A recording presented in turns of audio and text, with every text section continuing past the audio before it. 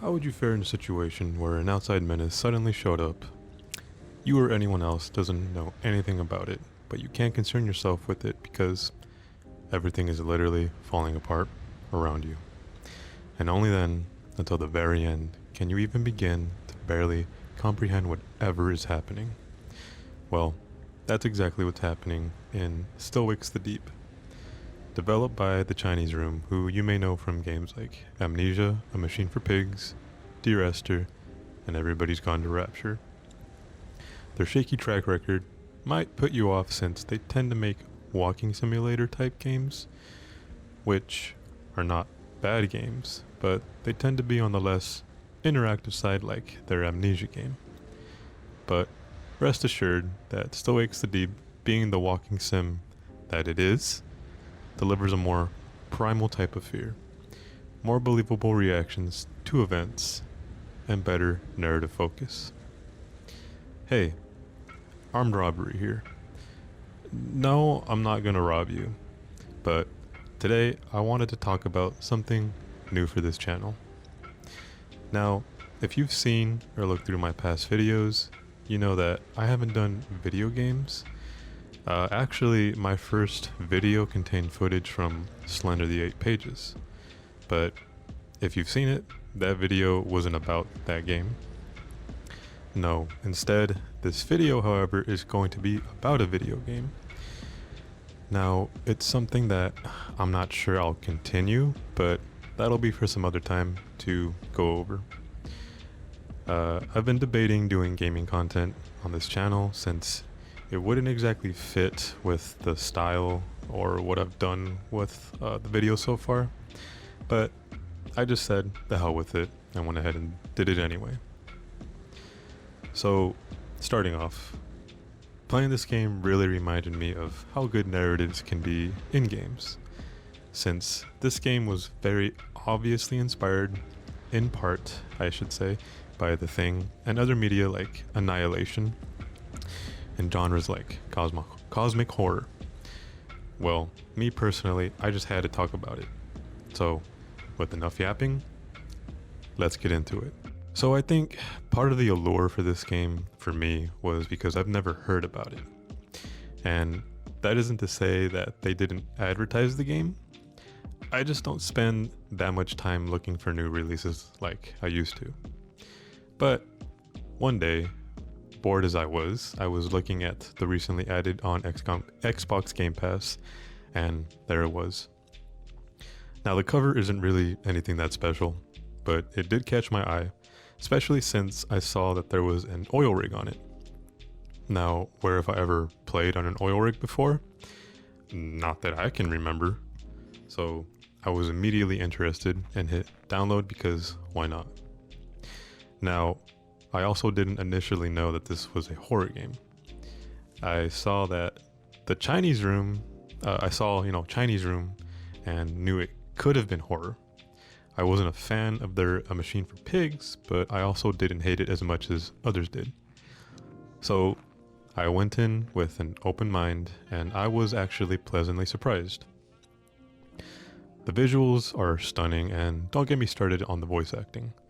Considering that this game could fall into the indie/AA category, the VA in this game is great. It's more than what you could ask for.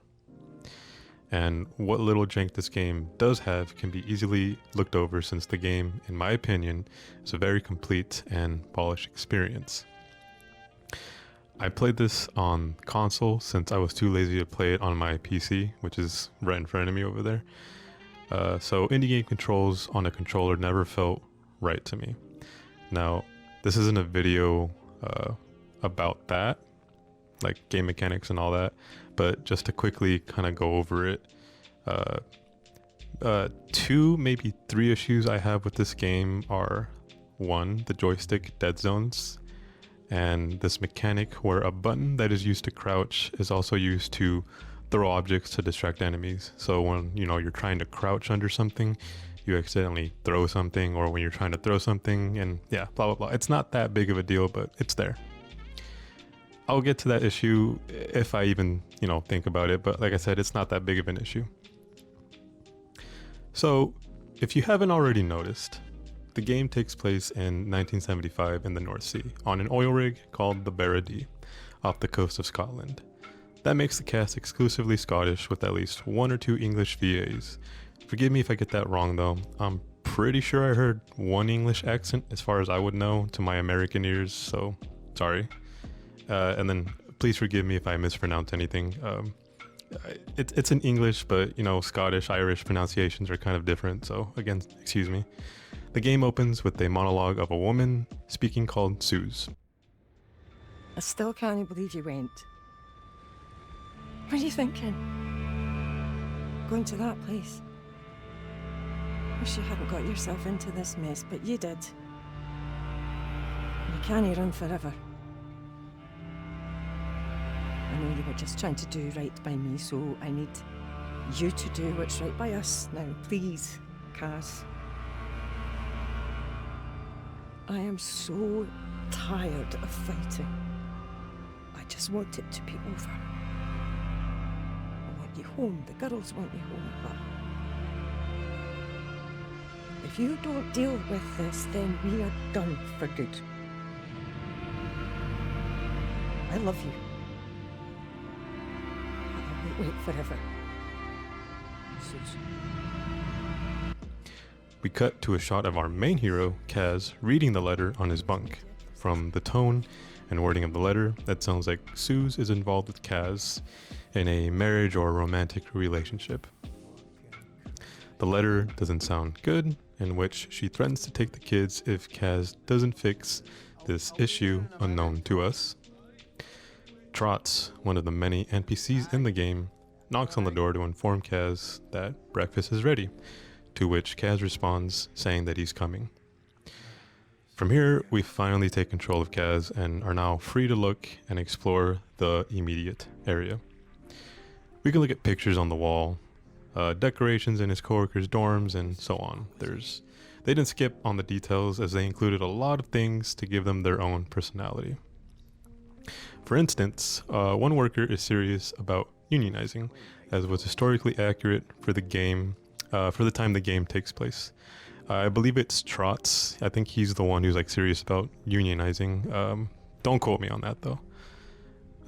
As well as another worker that is a devout follower of National Front, which was and currently is a far-right political movement in the United Kingdom. So, I mean, probably any Americans watching this wouldn't know that, but I'm sure any of you Europeans would know what I'm talking about. There's also a recreational room. We see that the workers definitely use with all the scorecards and karaoke lists. Moving on from here, we learn that there's currently a strike going on, which doesn't make the situation better on the rig. As we'll see soon enough, they're a bit short-staffed and overworked, so attitudes are not really in favor of management. Who could blame them?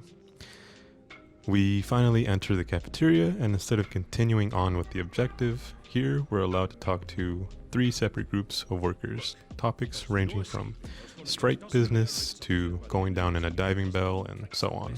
Look, there's no escaping. There's going to be a dozen more rigs up here by the end of next year because they pricks in Westminster want their grubby wee hands on Scotland's oil. Christ, not this again. The bear is already down to the bare bones, and Cadal are just going to make more cuts to get other rigs on the go.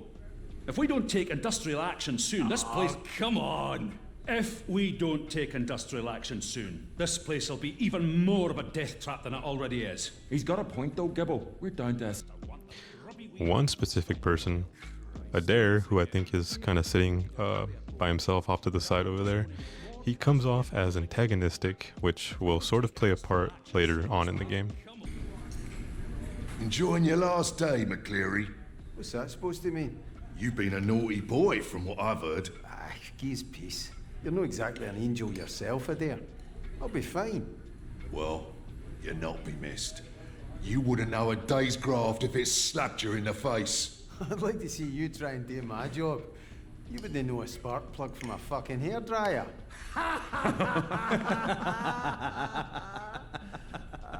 Watch your mouth, McCleary. From here, we finally go to the objective, which is to talk to Roy. We hear from the conversation that they share a good friendship or potentially an in-law relationship. I think McCleary might be married to Roy's sister, or so it sounds like to me, but I think that might change later. I forgot, so I'll probably remind myself later on. Anyway, again, the whole voice acting is great, and this whole cafeteria scene, if you listen to the conversations, just show the quality and care of the VA. Like, I'm serious, it's really good. It's too good for like an indie game, you know, it's crazy. McCleary is called up to the foreman's office. We don't know why, but, you know, it doesn't sound good. You make your way through the yard, and again, we can interact with a couple of workers, and all seems to be just another day at work. Though we meet Roper, and he tells us that the drill has been acting up that morning. What's the problem? Don't usually see you down here. Drill's acting up this morning. Got the crew running around like blue-ass flies, but they cannot make head or tail of it. Is that yous behind schedule then? No, not yet. And not if the gods are smiling on us. So mere fucked than ever. Not as fucked as you by the sounds of it. Look, you better get up there. The bossman sounds raging. Ominous, right? Nothing to be alarmed about, I guess. I'd assume drills would run into trouble in that type of environment, since they would be drilling down into some hard rock, the bedrock, whatever, you know, that hard rock material is on the bottom of the ocean floor. So we continue on across the yard and have to fix this damn elevator, which is just a tutorial in disguise. No hate here, if you can actually make it interesting. And then we finally reach the foreman's office, Rennick, and we finally get more information as to what is happening with McCleary. Ah, Mr. McCleary. So glad you could join me, and sorry to have got you out of bed. Shut the door and have a seat. I'm fine, Stan. Sit your arse in that chair, you fucking liability. But I run a tight ship. Do you understand me? A tight ship. Technically, it's not shit. Shut your gob, you Ned prick! I am sick to fucking bouking of you wee gobshites messing with my operation. That chef might be a mate of yours, but he does not run things around here. I do. Do you understand me? All right, why don't you just get on with it? Don't you answer me back! You might be the height of shite on shore, McCleary, but out here, I am the fucking king. Do you understand me? You bring the police to my door, to my rig. Look, I can sort this, right? I just need time. Shut it, you clatty gobshite. I've got here's a man who can make a more positive contribution to this operation than you. Look, I know. Shut it! I'm in a meeting. What? Fuck's sake, Gibbo, I don't care. We're on a schedule.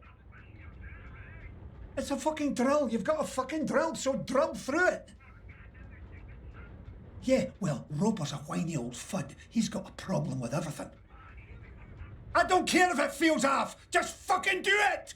Or I'll come down there myself. Is that trouble with the missus? You're fired. You hear me? Fired. Come on, man. It's only a wee bit of trouble with the polish. I'm good with the lecky. I keep things running. You said it yourself. Out! Get off my rig! Aye. Happy New Year to you too, you cunt. Rennick, to start off, doesn't seem like a friendly boss, so we can assume how this meeting is going to go. He mentions to McCleary that the police had come looking for him.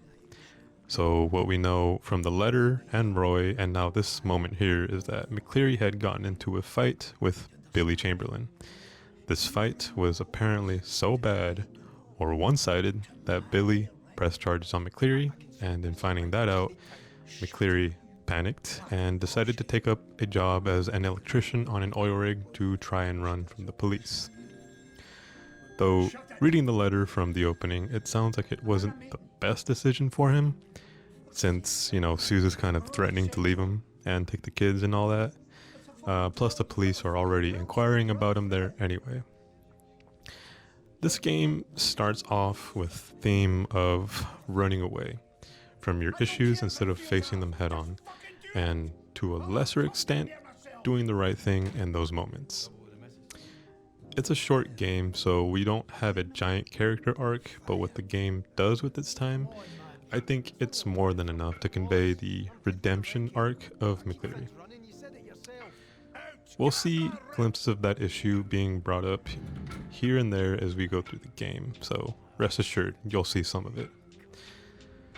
So with Rennick giving the most OSHA-approved termination, or whatever the European equivalent to OSHA is, McCleary is out of a job, and he is forced to face the problem he has back at home a little too early for him. So he makes his way, with whatever pride he has left, up to the helicopter pad, the helipad. But just before he gets to it, an explosion happens. We don't know where, why, what, or how. It just happens. The entire rig shook from the strength of that explosion, and as a result, one of the workers, Grigor, falls over. We run over to him, and we're just desperately trying to hoist him back up. But our efforts are for naught, as he loses his grip and falls to his death. As the chaos of the situation continues, we too are also thrown over the edge and lose consciousness. Now, an interesting thing that happens, this memory, or so we assume is shown to us.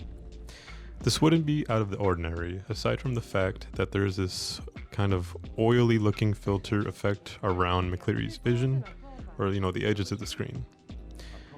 I want to talk about that a bit more later though, so let's just move on, but keep that in mind. Also, I wanted to add here, as all that craziness was going on, we just don't know what it was that happened. We never really do see what caused it.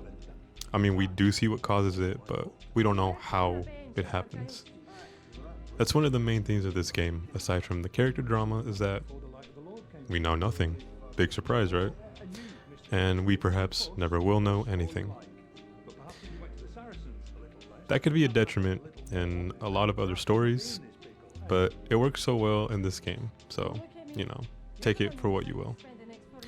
Which brings me back to the genre of cosmic horror, and how things usually will never be explained or known to you. Mostly because you couldn't understand it, and other parts because you're just not there or are never told about it. The game's perspective is only through McCleary, so what he knows through the timeline of the game is all we'll ever know. So there's really no narrator telling us anything, or information, outside information being told to us that we don't already know. McCleary is finally pulled back to the rig by Brody and Douglas, his other co-workers. We survive the fall somehow, and we're brought into a segment of the rig.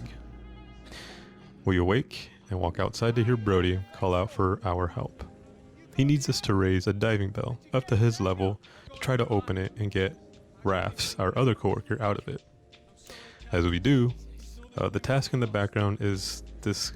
As we do the task, in the background is this constant, muffled cry for help, and it appears that he's just panicking for some reason. We don't know why, but with that done, we have to make our way to the top of the rig to see the general state of things. Before we get there, we travel through the underside of the rig, and as we go traverse the treacherous, decaying underside, we see something. This thing is coming up from out of the water into the center of the rig, where I'd assume the drill is, the main drill or whatever. And as you can notice, whenever we get near this thing or anything related to it, it gives McCleary this oily looking vision around the edges of his vision. Physical appearance wise, there isn't really anything to describe it aside from being this membrane looking material and rainbowish. It's not rainbowish, but like it has that oil kind of sheen to it that changes color and light. We can't keep looking at it though, so we need to keep moving before we fall in the water again. So we finally make it into engineering, and as expected, the inside is almost like the atmosphere on the outside. Dark and dreary. We once again maneuver around the various obstacles that are both still standing and falling apart. through darkness as well, and we push on. We find a flashlight to remedy that, of course, so, we're not in total darkness. We hear these noises coming from a person, or at least they sound like they're coming from a person, but something seems off about them. Like they're being made by something mimicking human noises. We run into someone though, finally, Finley, and she explains that she's been trudging along the same as you, though she's seen more than you. She explains that one of your co-workers was covered by this oil-like substance and then all of a sudden attacked her. She made it away from him, and she's there now with McCleary explaining that to him. Cool. Great. Now there's something definitely wrong with everything that was occurring with the drilling that day. And now we know that the thing we saw outside might have something to do with the workers acting weird. We're done talking with Finley, and we make our way ahead where we're hearing these noises. And then we climb the ladder, and we finally see it. Fuck.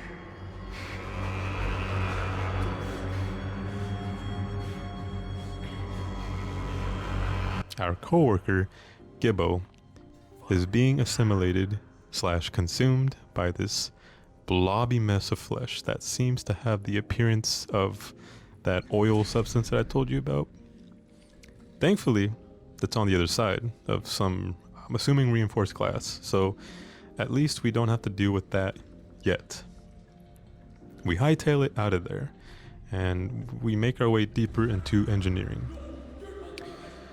We hear noises until we get to a segment where we think something is going to attack us, but it's just a scare. But here, we also learn that this thing, it isn't just consuming the workers, but it's also assimilating them. The workers, they're being controlled by it. I'm talking about having no control over your brain and body. I'm not sure though if they have an idea of what they're doing, but it's safe to assume that they're possibly under some trance that distorts what they think their reality is. So like their bodies are taking over, they're just completely just not human looking anymore, but they might still be in there. I don't know. Regardless of that though, we get away from that tutorial chase sequence, which it wasn't a chase sequence, but it was set up that way. And we finally get up to accommodations. Right where we started the game, now we're on the hunt for our, I'm assuming, brother-in-law, Roy. The game also makes use of these phone calls for added narrative exposition, which again showcases the fantastic voice acting, if I haven't said that enough already. McCleary here? Cass, it's O'Connor. I've got Bruce and Fergus with me. You know what's going on? No, but we hit something. You need to get out of there. Don't need to tell me twice. Listen, something's wrong in engineering. It's not fair. Give the evacuation. O'Connor, you have to go through accommodation. It's all blocked. Do you hear me? O'Connor! There'll be more of these to come in case you want more. So just keep a lookout for those phones. Just before we get into the cafeteria, we can walk into the rec room and witness, or should I say, listen to an attack. Is that you in there? Trots? Trots, is that you? I can't hear you, man. Open the door. Trots, the door's blocked. I can't get to you. What's up, wee man? You hurt?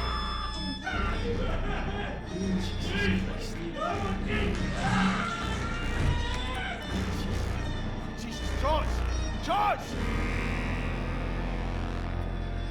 But it paints a picture of how this thing operates. We can assume it's a quick process, but it sounds just as painful too. And my God, these voice actors are really putting in the work here. So finally, back in the cafeteria, we're looking for Roy. We find him in the back, barricaded and afraid, understandable.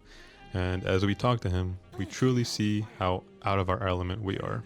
What the hell is going on? I don't know. People are dying, Roy. Dead?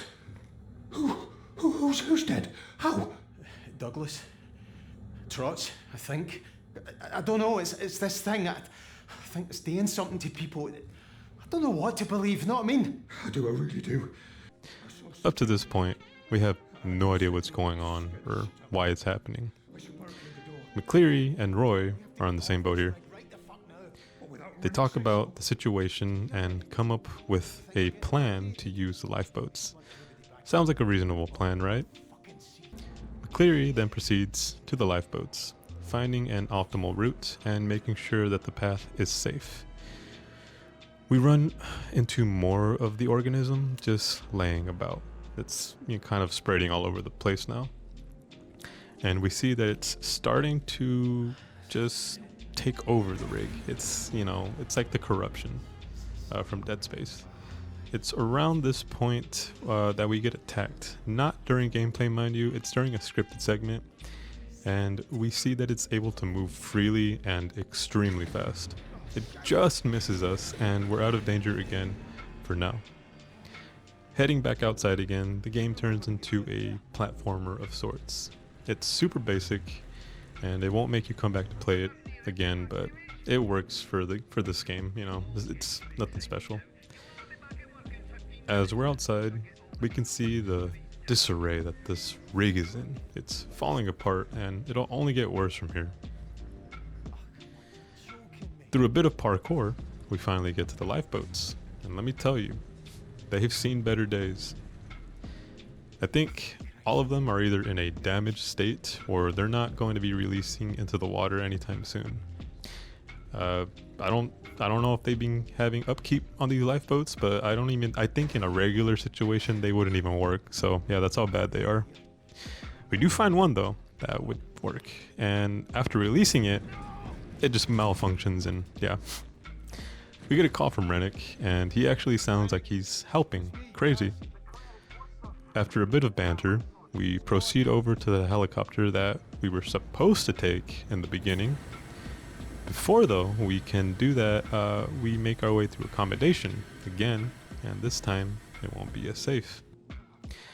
I think here is the first time that we encounter a hostile life form, that being our coworker, Trots. Now, for the most part, he's still mostly human. Except now he has this growth on him around his lower half. He isn't completely assimilated, and just like the Thing, which I'll talk about soon, it's still using his human form to interact with the world around it. Though we'll see later on that this isn't its final form. I don't know if that form is its final form either, but it's different from this form. So we make our way in the room and we're suddenly thrown into a chase. And my god, is it a close one. This game has that feature where you can look behind you as you're getting chased, and yeah, you can imagine the reaction you'd give yourself when you turn and you see the monster just right behind you. Narrowly escaping him, we make it back to Roy before the helicopter takes off to inform him of the new plan. They exchange more words, and now the issue of Roy needing his insulin comes up. I'm not going to make it over the deck. I'm not feeling so good, pal. I think I need my insulin. What? You're fucking kidding, Roy. Now? Oh, I'm sorry. Great. A new problem on top of the ones we already have. Though the game doesn't give us a fetch quest. Thank God. As Roy says, he can get it himself. Here, we finally also confirm that Roy is godfather to McCleary's children. If that was said earlier in the game, sorry, I must have missed it. We head back out onto the main platform, like from the beginning, and we can see and hear immediately that something is going on here. Some more obstacles and paths to walk in order to get down to the main work area, and we finally see it.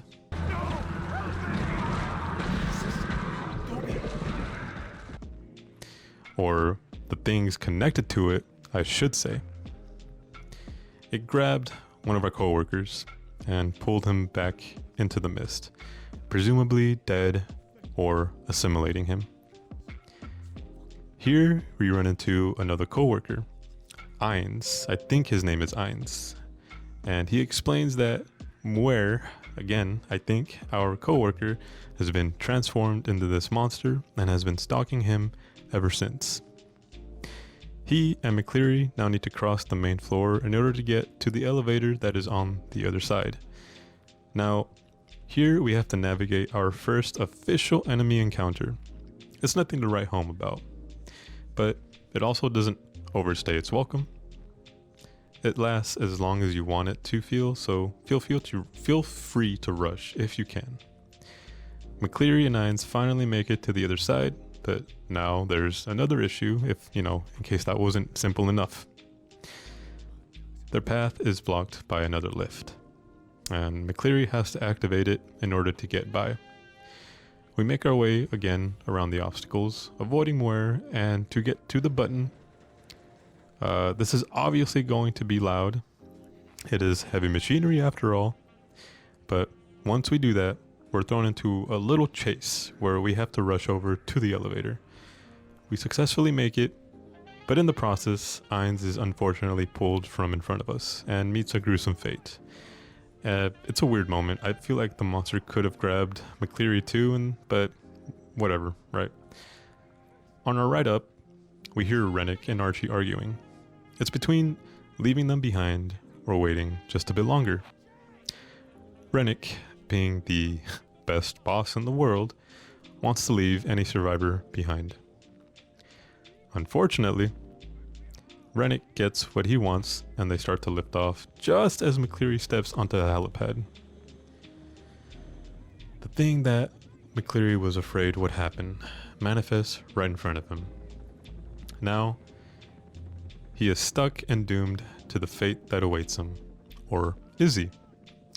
Just as all hope was lost, the helicopter seems to be turning around. Did Rennick have a change of heart? As it gets closer to us, we begin to realize that something is wrong. Come back! Hey!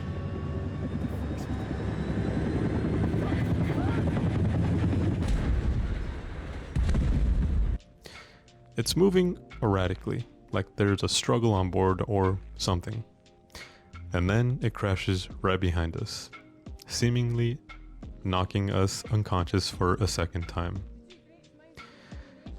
We see another memory presented to us again.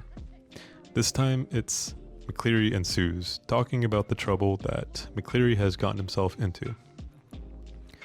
McCleary, not fully grasping the weight of the situation, tries to reason with her by saying that it'll all blow over when he leaves for the oil rig. Like, that would work, right? He fails to understand that it's not that he assaulted Billy, which she is upset about that, but it's that if he leaves, then the police will surely be harder on him, and that he'd also be leaving his family for no other reason than just his own emotional reaction to this problem. It's a messed up situation. Something fun that I've been wanting to point out, and we're finally here. So like I said in the beginning, this game is obviously inspired by The Thing. One of the best horror movies that's not even up for debate, so don't say anything. There's three things that really made me see the similarities. One is pretty obvious, but the other two you may have missed. The first one, the most obvious one, the antagonist. It's this unknown life form. Whether it be a sentient alien life form out to control the world, or some animal that is being controlled by its natural instinct, we don't know. We do see that it attacks, and the main source of danger is that it can assimilate other organic beings into itself. It isn't as intricate as The Thing, where it can essentially become the other person and hide in plain sight.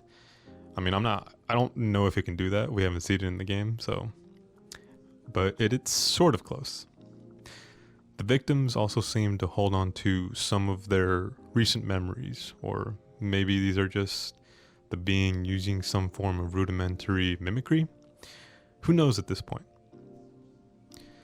The second thing is the helicopter, which might be a weak reference to the prequel The Thing. So there's 2 movies called The Thing. It's confusing, right?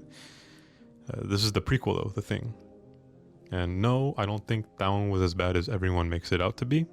So in that movie, there's a part where they're about to leave and the Thing, the alien, is upset at the fact that the helicopter is landing. We shouldn't leave.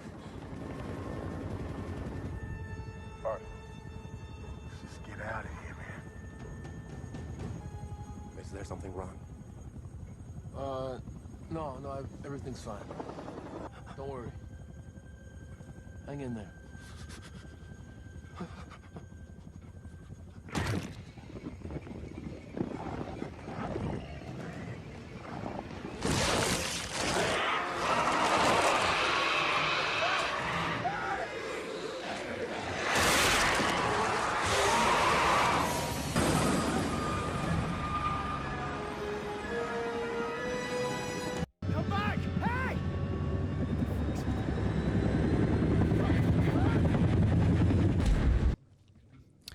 Anyways, it's a whole thing, and they crash a helicopter.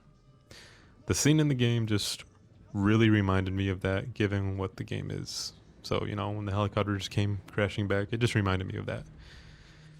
And then finally, third is something pretty simple, but like I said, you may have missed it. The main character's name is McCleary, and one of the main character's names from the original The Thing was Macready. McCleary is Scottish, and Macready is possibly of either Scottish or Irish descent. All of that fun stuff. An obvious reference to The Thing, which again, you may have missed. Honestly, any game or form of media that is directly or indirectly inspired by The Thing is already a win in my book. So, finally, we wake up to the crash in the distance, and we make our way up to Rennick's office where we hear a phone ringing. It's Brody, and he pretty much tells us, hey, the generators are falling apart. If you don't fix them, we're dead. And obviously with nothing else to do, we make our way to the objective. We enter and immediately hear another phone ringing, and this time it's Scooby, who is hiding from someone. We'll see who it is in a second, so don't you worry about that. We do some more basic traversal things like putting out a fire and walking through corridors until we get to the main office of the administration section, main offices, I should say. There's evidence something has definitely been through here, and once we round the corner, we know what it is. Jesus fucking Christ!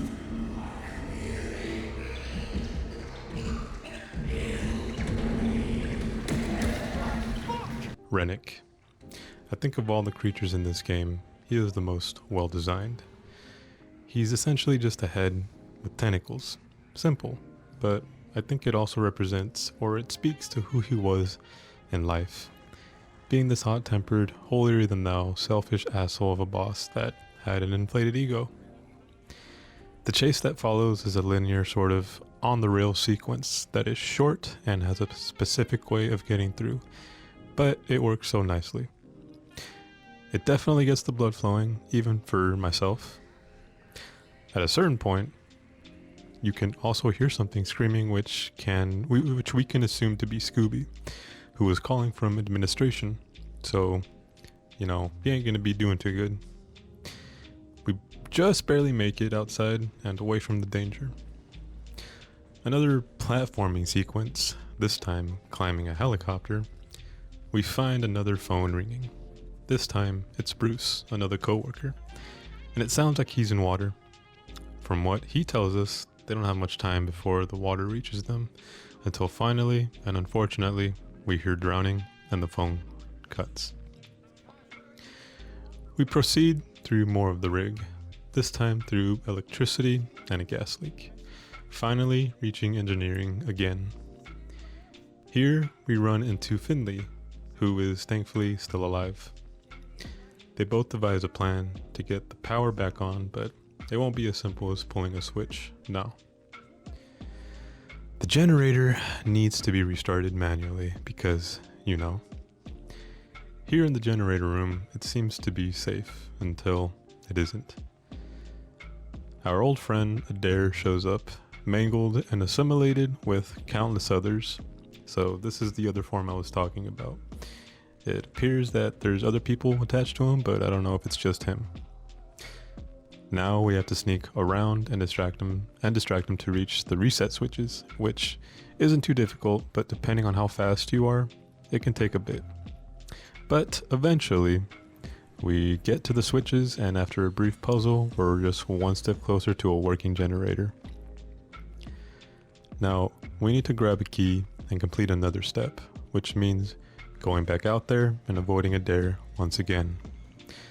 After ignition, Adair comes back. It's time to hide again. Making our way in reverse this time, we get chased out of the engine room, back into the initial room that we entered. We have to reset a fuse box now for the next step, and here we are, face to face with Adair. It's interesting to note that the creature can't fit through this rather large, like, chain link fence. It's not chain link, but you know, the holes in the fence. At the very least, it's tentacles. But anyways, Adair bangs on the fence out of frustration that he can't get to McCleary, and after a brief pause, we make a run for it. We continue to run from Adair in the next room, and as we noisily get through this collapsed door, we escape for now. Here, we're able to fully activate the generator, solving that problem for now. Brody calls and we answer. We have a new problem now. The rig is starting to sink, and the frustration is starting to set in for McCleary. Brody tells us that we need to go down to the pontoons in order to prevent the rig from sinking. We make our way to the pontoons, an area responsible for keeping the rig afloat and level. This is another platforming area, so not much, if any, story is had here, so we can kind of just skip through it. We activate the cable to leg A, and now we must go to leg B and do the same thing over there. This next area, we're going underwater, so a bit of a different hazard to work through. I also believe it's around here where McCleary is starting to hallucinate.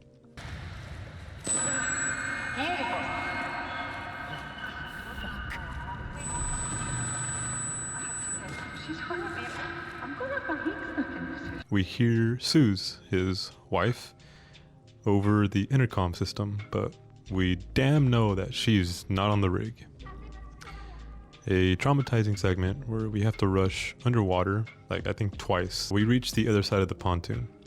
Seriously, this stuff is pretty terrifying. But finally, in leg B, we make our way to the next cable, but before we do, we encounter O'Connor, our other co-worker.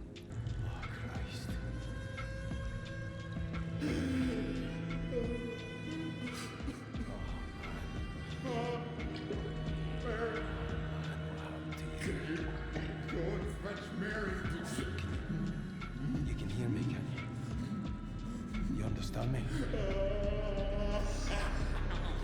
Oh, Jesus. I'm sorry. I can't help you. I'm sorry.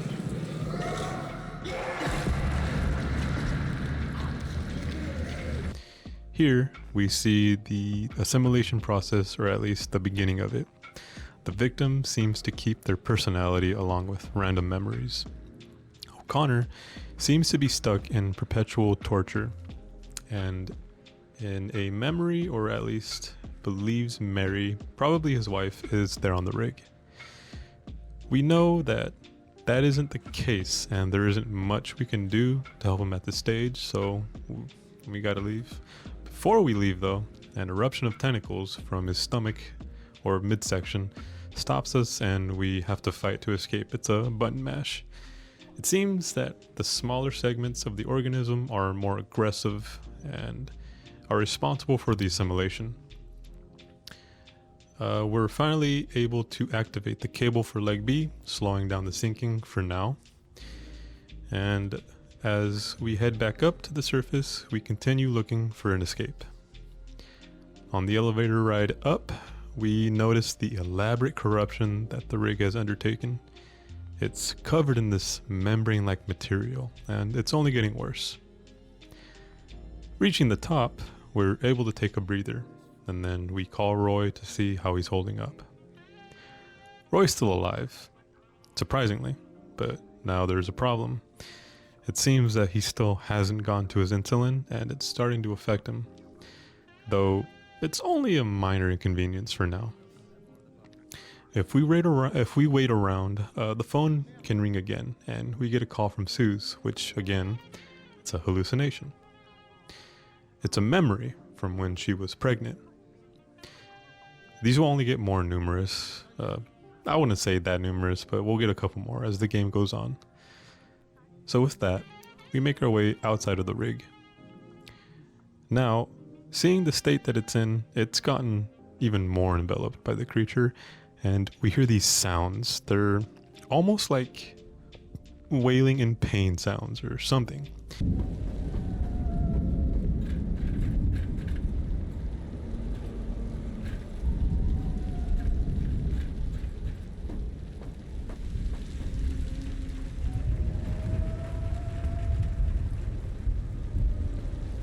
It sounds like a whale. Whales have many types of vocalizations, and this is what it sounds like. Sort of like this, not exactly. But instead of this melancholic purpose to it, it's quite simple. It's hunting for its prey. Whales can also use echolocation to hunt, so it only makes sense that something that's come from the water is using that to hunt, and that's what I believe it's doing with some of these noises.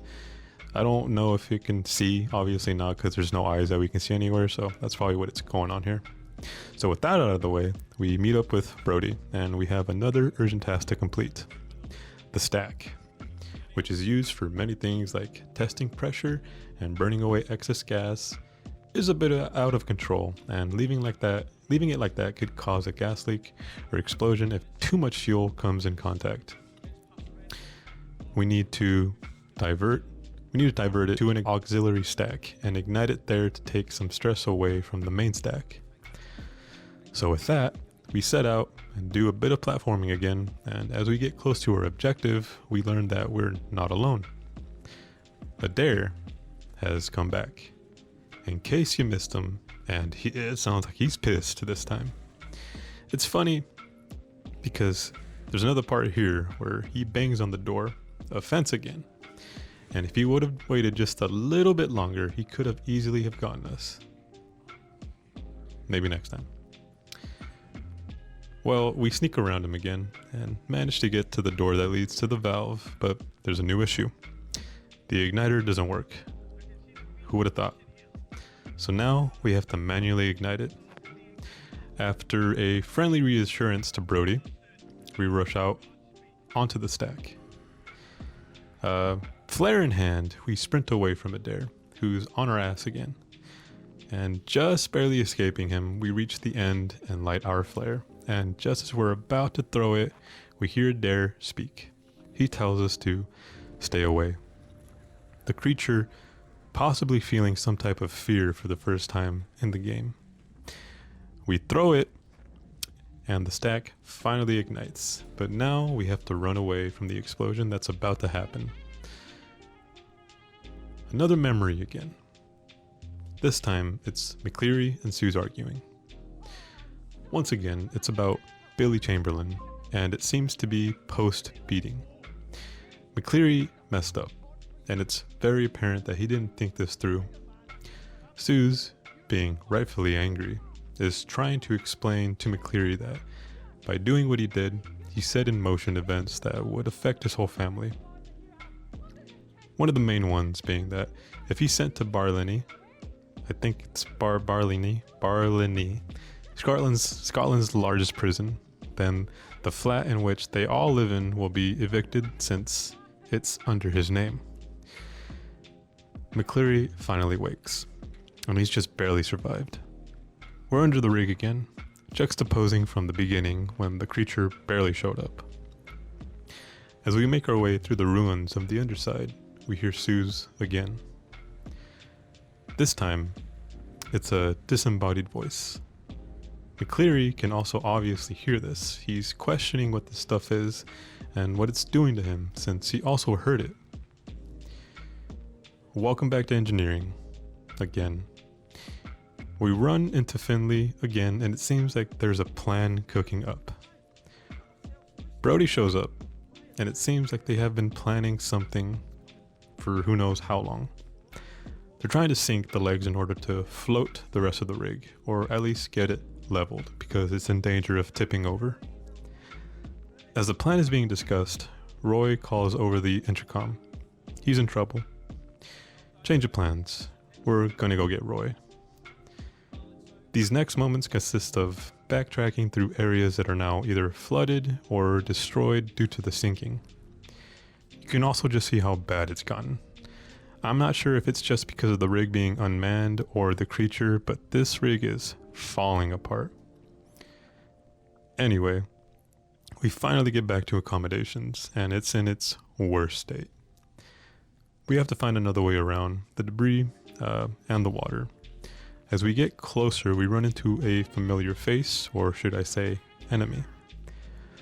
Trots. He's still down here, and it's weird to see that he's still relatively human looking. I know not much time has passed, but you would think, you know, after what we've seen, he would be this ball of just flesh, but that's not the case. The others we've seen have turned into this amalgamated form of flesh, but Trot's still very human. We drop down and make our way into the dorm rooms, and we see something else interesting. More of a coworker is dead, but they're in this kind of corpsey, maybe just barely assimilated state. Maybe this creature chooses what will be like an active scout, like Trots and a Dare, and a growth, like what covers the wall, like the corruption, if you will, from Dead Space. If you're a fan of that, you'll get that. In any case, we're chased by Trots, and it's one of the slowest chases that I've ever seen through a vent. We escape with a full diaper and get to Roy's insulin, but Trots shows up again, and it's a short chase this time, as debris falls on him and pins him, screaming out at us. We step out onto the observation deck and get to Roy, but we're too late. He's dead. Wait. Roy, wake up, you prick. Please wake up. Wake up, come on. Oh, you bastard. Don't leave me here. Please, big man, come on back. Christ, don't leave me. Roy, don't leave me. I can't do this, man. I'm scared, Roy. I'm fucking terrified. What am I going to tell Susan? Hey.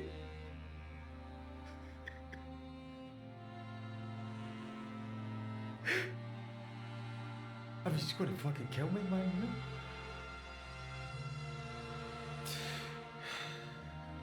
She loved you, big man.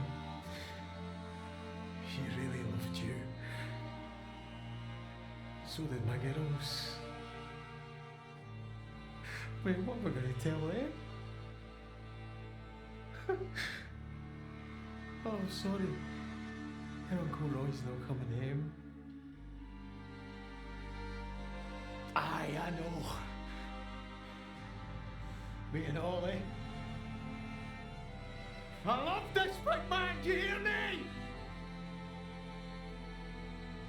I love them.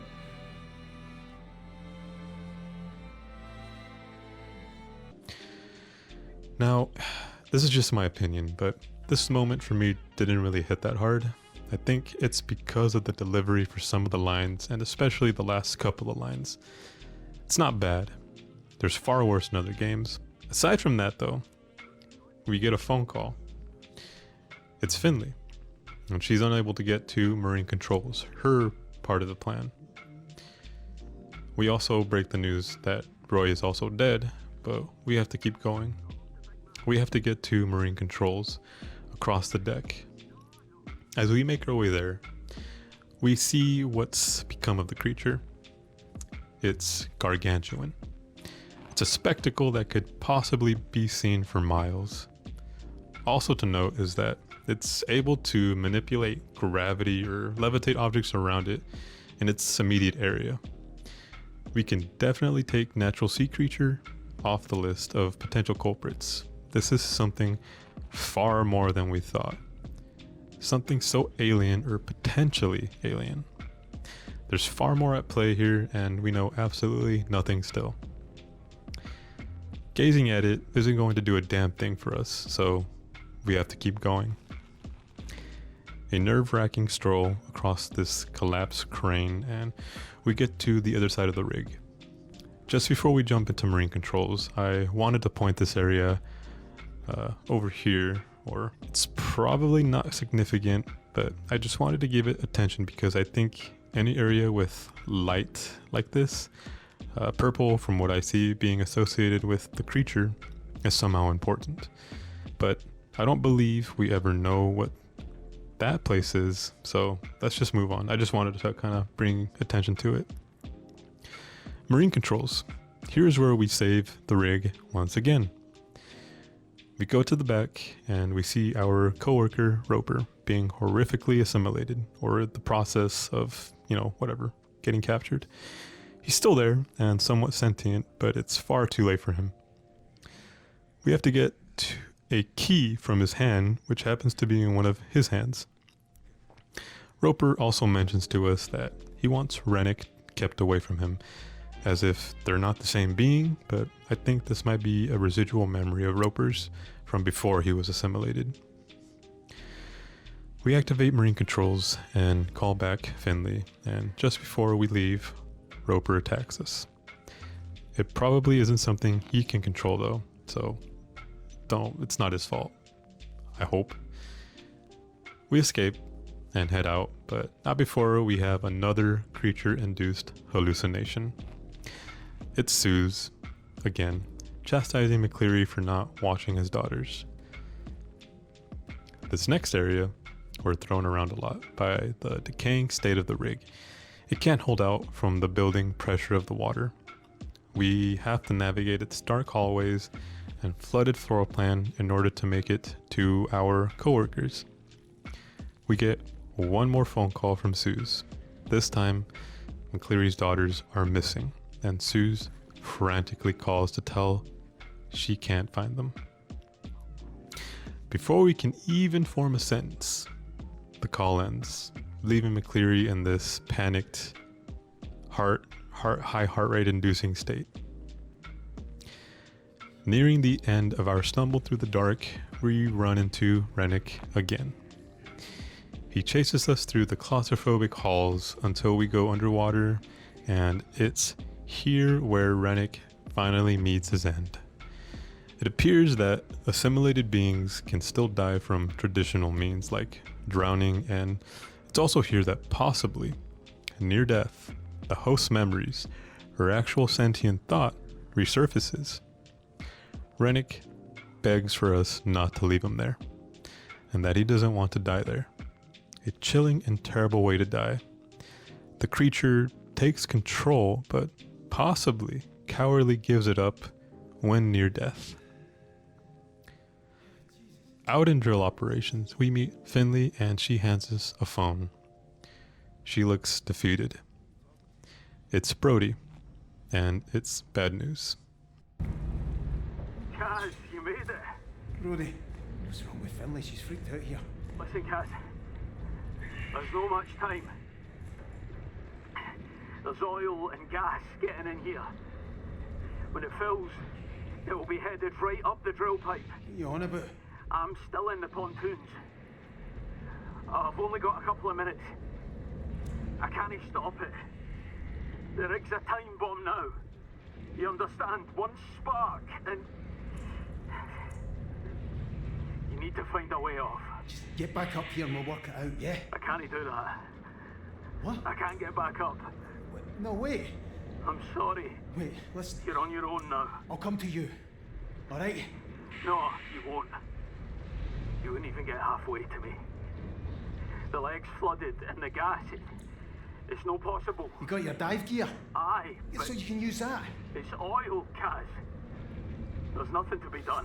Fucking say that. I knew the risk when I came down here. Fuck. Can he lose you as well? Listen, I'm alright, Kaz. I'm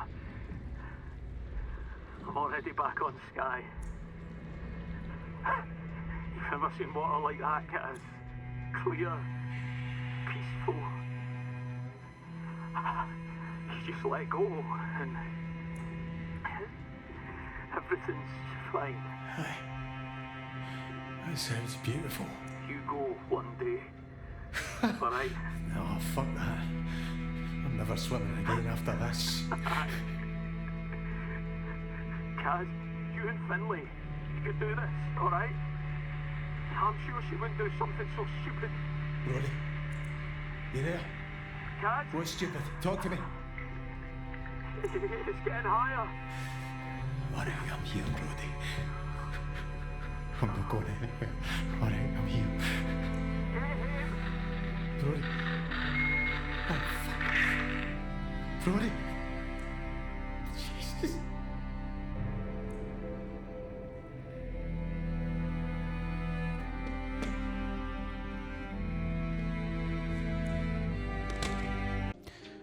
Brody has accepted his fate and talks about the Isle of Skye, an area where Brody is possibly from, and describes the beauty of the water there, being crystal clear and all that. A bittersweet and peaceful thought just before the water and oil reach him. His last words to McCleary being, "Go home." I think this moment is far better than the one with Roy, but again, that's just my opinion. Finlay, realizing now that it was all for nothing, and that the one thing that needed to be done was never thought of, she's going to ignite the gas and destroy the entire rig. Obviously, we as humans have this drive to survive no matter what. Such is the natural state of living. But what happens when that threat is just far too great? So out of our comprehension. We rush after Finlay, but suddenly she's pinned by falling debris. We catch up, and she tells us that she's also been hearing people, specifically her son. This creature has been affecting everyone, just like us, and it's possibly been enticing them all into assimilating them somehow. Either way, it doesn't matter anymore. We have to stop it. Finlay explains to McCleary that even though they won't make it back to the mainland, it will. What do you do? We're going to face it, cuz. What do you mean? Ah! We can't get back. We can't. But I can. Leave it, cuz. It's no going to stop with us. Fuck's sake, McCleary. One stay alive. Be brave.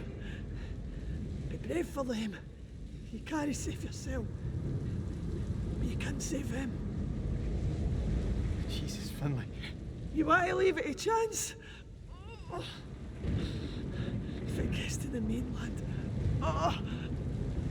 You know I'm right. I'm always fucking right. Oh, Christ. Christ. All right. Aye, all right. For them. I'm sorry it's been so hard. The creature may be having ulterior motives. Would it make it back to Scotland? I don't know. But if it does, I don't think I'd have to tell you what that would mean for the rest of the Earth. McCleary finally understands what he has to do, and in doing so learns that he can't run from all of his problems, hoping they'll sort themselves out. He's taken the responsibility that he's been avoiding and firmly grasped it with conviction and enters the threshold. As we proceed towards the center, it's as if we've been taken to another dimension. It's so alien and foreign that we may as well be somewhere entirely different. Here, McCleary sees that they all never had a chance against this. It was all futile. McCleary walks to the edge of where the drill used to be, holds out the lighter, apologizes one last time to Suze, before dropping the lighter and igniting the gas and oil.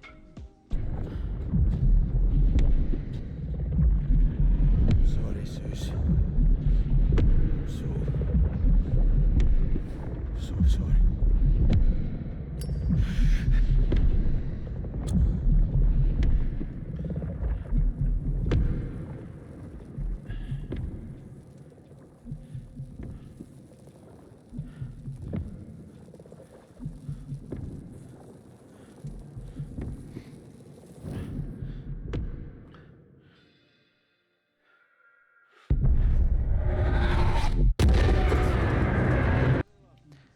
It's unclear what happens next, whether McCleary successfully killed the creature or if we're in some kind of assimilated trance. We're given a rush of memories from when McCleary and Suze first meet to when they had their first child. We awake in another moment in time. The morning McCleary left for the oil rig. McCleary gets up. We can walk around and look at the pictures if you want. Just before we leave though, McCleary looks over his shoulder, saying his goodbye to a sleeping Suze just one last time. Kiss the Waynes for me. Tell them I'll be back for Christmas. I'm sorry, Suze. McCleary opens the door, walks out into the ocean, and we hear Suze one last time. Kaz, I'm sorry it's been so hard. Just wanted to send you this. To say we'll get through it. I know we will.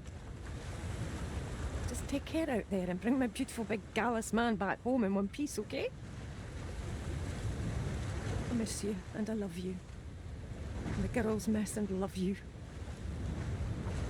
I'm still raging at Roy, but he's a good man and I know he'll look after you. Whatever happens, we will be all right. We can weather this. Just wanted to say that to you, Kaz. To keep you safe and close and make sure you know to come home to us. I love you, Cameron McCleary. Be safe out there on those waters. My man. My love.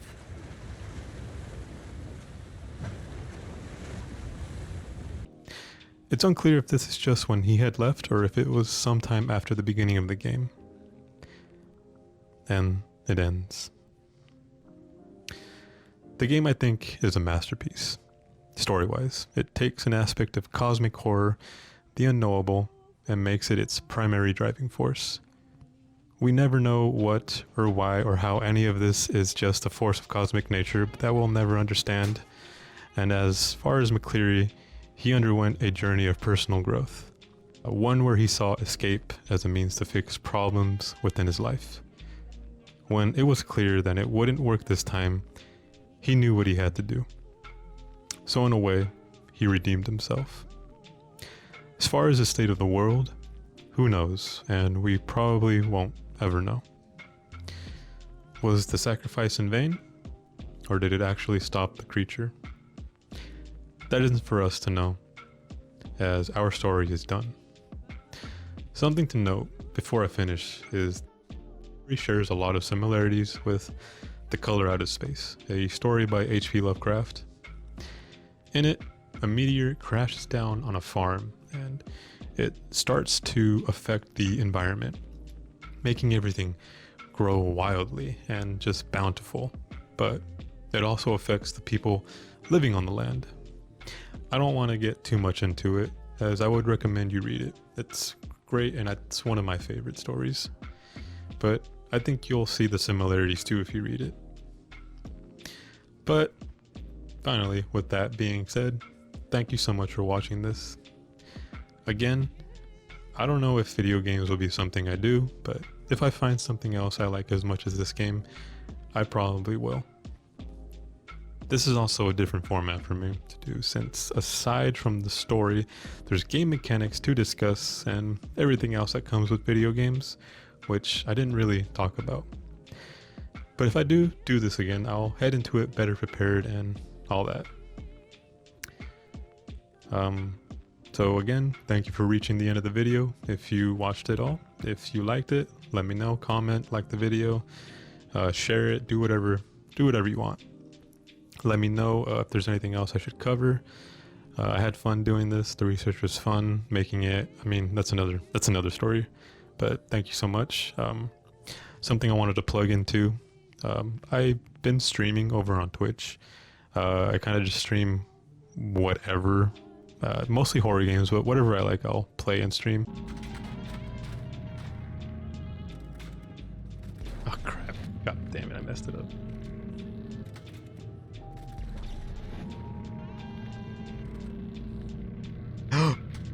Check it out, Yeah! Oh! Good job, kid. Good job, kid. Don't clip that. So if you want to come over, chat, talk about the videos, talk about honestly anything, just, hang out. I'll leave my Twitch in the description, and just let me know that you came over from YouTube once you're there, if you do. You don't have to. It's just something I do for fun. But after all that, thank you so much for watching, and I'll see you in the next video. Peace out.